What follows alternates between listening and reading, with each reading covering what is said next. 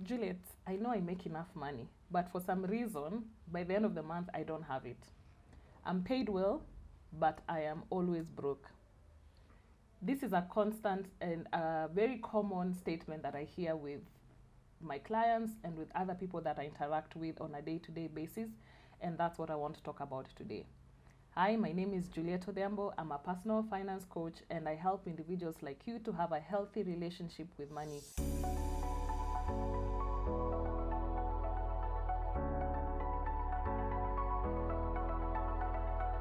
Now, the difference between being broke and being poor are a major distinction that we need to be able to make. We constantly throw around that word, I'm broke, but what does it actually mean?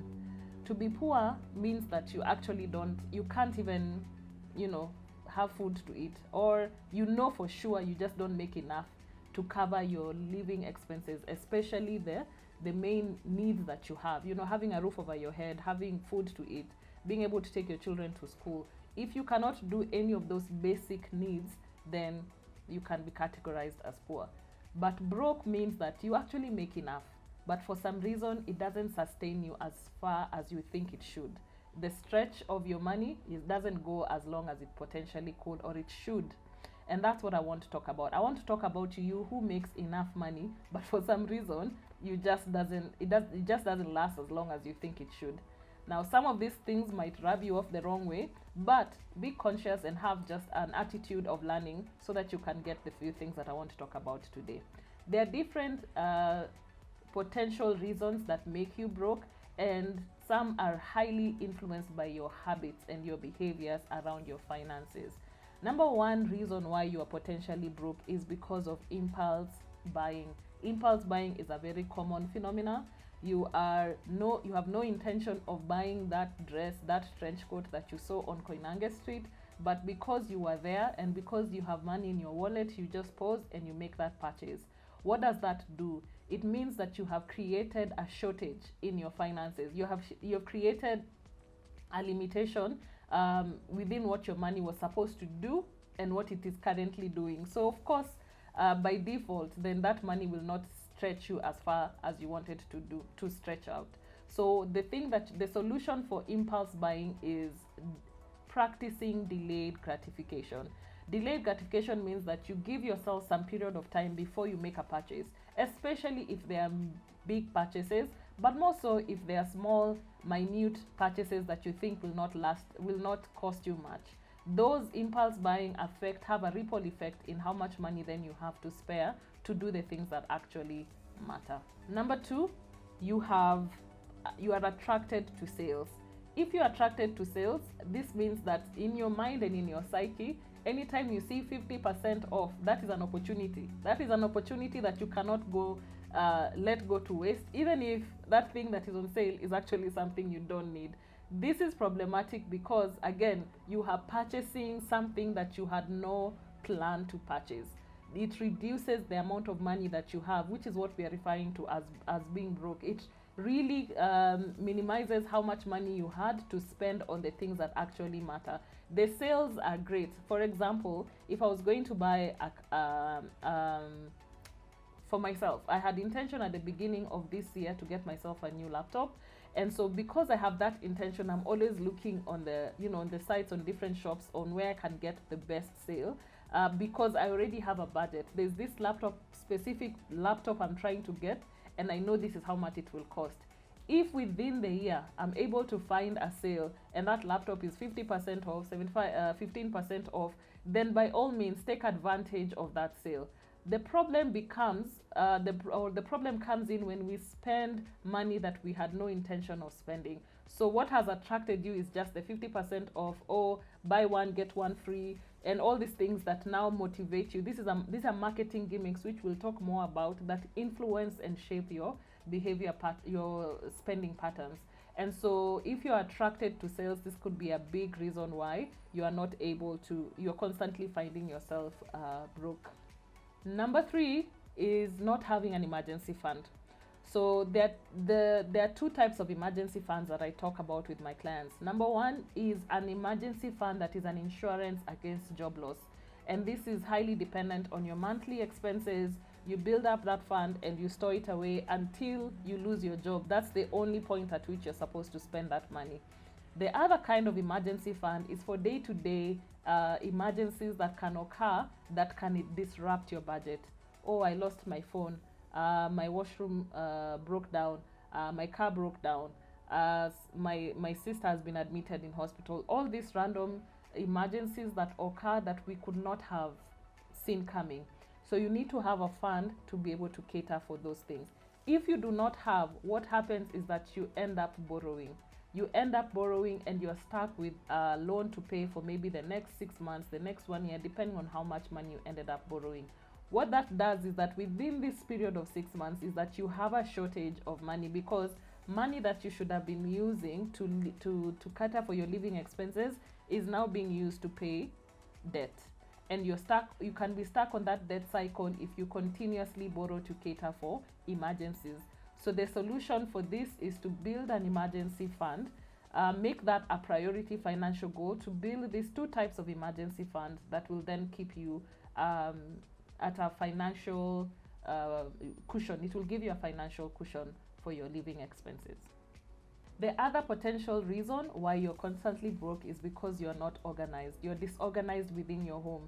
You're disorganized in the sense of not being conscious and not being aware of what you already have in terms of your pantry needs, in terms of your electronics and other things that you have in your home, even beddings and things like that. Why is this a problematic? Is because if you don't know it's there are high chances that you will buy it again. You will spend money to purchase something that you already have, or you lose some, you break something and you're not able to fix it, so you buy it again. So being able to find ways of knowing what you have within your own home helps you to save, so that you can avoid spending money on the things that you already have. Now, depending on how big your home is and how big your household is, some of these things could be very simple. But if you have children especially who are constantly losing socks, constantly losing their school sweaters, then you have to keep purchasing them. This can be problematic. So having a good record of what you already have will keep you from spending more than you need to. And that can save you some significant amounts of money. The other reason why you could potentially be broke is because you're cheap. You're cheap in the sense of purchasing the things that are not affordable, quote unquote, affordable, or the things that are cheap. So what happens is that in the long term, cheap becomes expensive. And so this thing you bought because it was a lower price, it keeps breaking, or it spoils quickly, and so you have to replace it within a short period of time, right? Imagine somebody who invests in 100 shilling shoes. I think my sister used to love buying 100 shilling shoes in town. So every week she'd come with, oh, imagine I bought this for 100 bob. Imagine I bought this for 100 bob. They would not last a month. By the way, the next month she has to buy new shoes. The next month she has to buy new shoes. How about investing in a good pair of shoes that can actually last you 2 years, 3 years, or 4 years, so that you stretch the money that you actually have? If you find that you're constantly buying new things because they are getting spoiled, reconsider where you're purchasing them and the value in terms of the quality of the product that you're buying, especially around electronics, kitchen utensils, and even with your own clothes and the shoes that you buy. If they are long lasting and they're more quality, then they can keep you for long, and then you don't have to spend money buying new things over and over again. Another reason why you could potentially be going broke is because you're an all or nothing kind of person. All or nothing means that when it comes to your habits, your financial habits, spending well, tracking your expenses and budgeting, that you're seeking perfection. One of the things I encourage my clients to do to figure out how much it costs to actually live your life is that you need to budget and you need to track your expenses. The tracking of an expense is a very tedious exercise. And so if you can keep doing it day 1, day 2, you have a really good streak of tracking your expenses, and then day 4, you forget. What happens when you forget? If you give up on the entire process altogether. You're like, imesha haribika, so you continue on your bad streak for the rest of the month. Now, what you can do to help you with this is that you want to um, take the day that you have missed the tracking and forget about it and just start again from the next day. Imagine that you didn't skip that day. You'd rather at the end of 30 days that when you look at your spending, we have pockets or days where you did not track than an entire month when you did not track your expenses. Tracking your expenses is really important in order to figure out how much money does it actually cost me to live the life that I'm living, so that you can also determine whether you can afford the life that you're living. Finally, the reason why you could be broke is because you actually just don't make enough money. There are reasons, there are instances where people come in to me to help them create a budget that is effective. And when we look at all these expenses that they have or you might be having, and then we compare that with the income that you have, then we realize you actually don't make enough. So the problem is not your spending, the problem is the income. There are always two solutions to money problems. You either cut down on expenses or you increase your income. You can cut down your expenses until a certain point, beyond which you can't cut down anymore. That you've gotten yourself to just basic necessities. Once you get to that point and the income is still not enough, now you need to target your income. Is it possible for you to make more money, to increase your income so that the income matches the expenses? So sometimes it's not always that you're overspending or that you're spending too much. It could also be that you're just not making enough money. And that could also be a season. For if it is a season where you're not making enough money, then focus on increasing your income streams or having a better job that gives you better earning capacity. Thank you so much for joining me for today's episode. Please leave a comment and let me know in what areas of that I've mentioned do you feel like you struggle the most. Is it that you don't have an emergency fund, you're an impulse buyer? What do you think are the things that actually are keeping you broke? Let me know in the comment section. I would love to engage with you. All right, on today's episode of Real Money, Real People, I want to share with you an email that I got recently about a particular circumstance that this person found themselves in. So she says, being the firstborn, there is an implicit expectation towards my siblings and my cousins. I have to give them pocket money here and there. And when I'm in Kenya, she doesn't live in Kenya. When I'm in Kenya, they are accustomed to me spoiling them tremendously. But this is again on me. I don't have to do these things, but I feel like I must. My sister has actually taken my credit card and withdrawn money from my account without my consent. I suppose she felt that she was well within her rights. Being from a close-knit extended family and being the most successful cousin, I think I feel the weight of the privilege and the guilt that I have fared well. Although I have worked very hard to get to where I am. So my older cousins have taken advantage of this before, but I have since put a stop to it. But everything I do, I must not do. I don't have to do it. Basically, ni kujituma. So this is somebody who is sharing about her experience having what we call survivor's guilt. So when she says that she feels the weight of the privilege and the guilt that she has fared well. And so for this reason, she's very tempted and she's often inclined to give more than she really has to. So when she's around, she's always sending. When she's not around, she's sending pocket money. When she's around, she's spoiling her cousins and her brothers. Paying for everything. Survivor's guilt is something that is spoken about in other aspects of psychology, where you find yourself experiencing good things while other people are suffering. For example, during COVID, those who found their income increasing while others lost their job and lost their income stream, it can build what we call survivor's guilt. Or if you find that in her instance, she feels successful because she was able to study, go abroad, get a good job, and get more income than others in comparison in her family, her cousins, her siblings, and all these people.